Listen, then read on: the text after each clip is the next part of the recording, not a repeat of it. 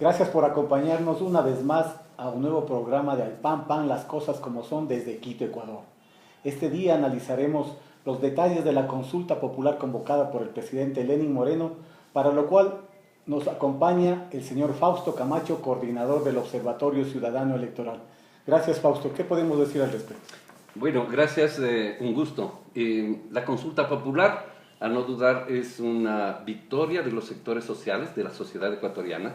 No es una dádiva del presidente Moreno, es una conquista pírrica, dirán algunos. Sin embargo, me parece lo suficientemente importante de los sectores sociales. ¿Por qué? Porque es la expresión del combate a la corrupción y es la expresión de quienes han trazado un camino para recomponer la democracia, para ir hacia una reinstitucionalización democrática en este país.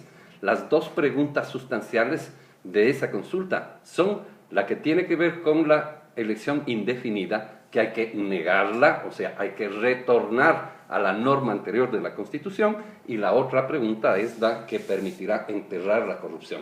Las demás también son preguntas que tienen trascendencia, sin embargo, no de la misma magnitud que las que he señalado.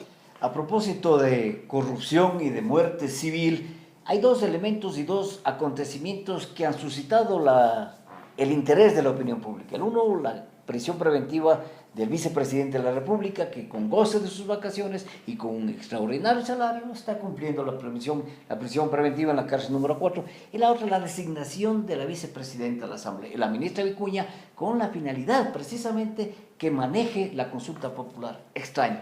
Hechos concomitantes a la consulta, pero a mí me parece que, si bien, como dice Fausto, hay dos preguntas que son vertebradoras de este proceso, que indudablemente no es una dádiva del presidente.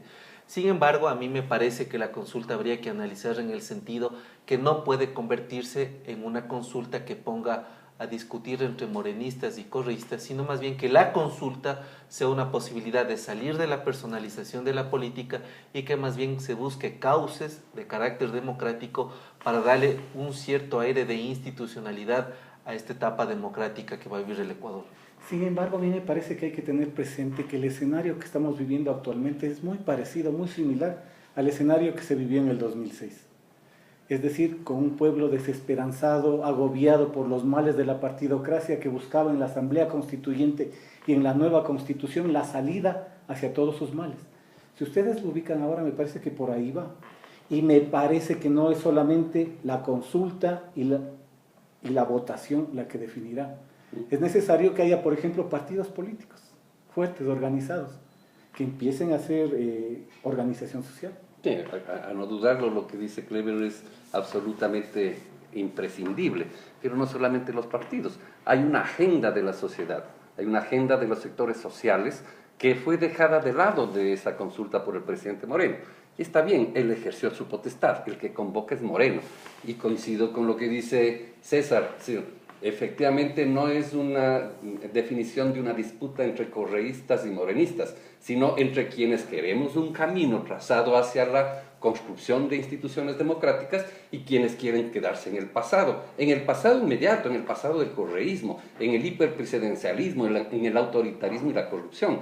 Entonces, los morenistas, si es que cabe el término, pues son los que quieren un camino hacia la democracia, hacia las instituciones democráticas, y los otros son los que se están ubicando en el pasado. Entonces, esa parte me parece muy importante de entenderla con absoluta claridad.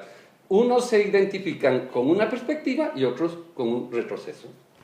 Pero la consulta no va a salir de ese hiperpresidencialismo. Realmente una pregunta es la que rompe contra lo que se estableció en diciembre del 2015, cuando se aprobaron las enmiendas constitucionales. Entonces, el hiperpresidencialismo sigue casi intacto. Ahora, la consulta tampoco podía convertirse en un cajón desastre. ¿En qué sentido?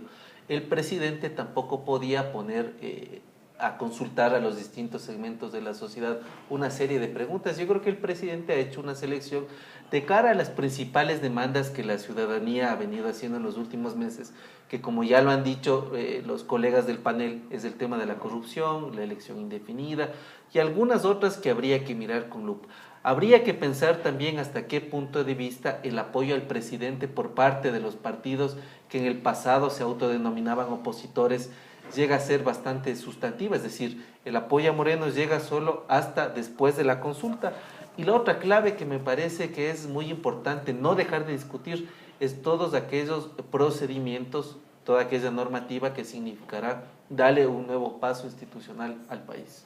Yo creo que hay que recalcar que esta consulta no es propiedad de ningún partido político. A propósito de lo que han salido diciendo varios dirigentes en estos días, esta consulta se la ganó el pueblo en las calles, en su lucha permanente contra la corrupción. Y el momento en el que haya un resultado victorioso será triunfo del pueblo, no de ningún partido político. Y es una de las formas de expresión de la libertad del pueblo, precisamente. A no dudarlo. Por eso creo, y yo en lo personal hago un llamado a los ecuatorianos que nos escuchan, a que reflexionando objetivamente, lo que nos corresponde es votar sí. En todas las preguntas hay que votar sí. Es un mecanismo a través del cual abrimos ese camino hacia la democracia y cerramos el paso a la corrupción, al autoritarismo, al correísmo, expresión de aquello. Esta vez con Fausto Camacho hemos dicho las cosas como son. Pam, pam.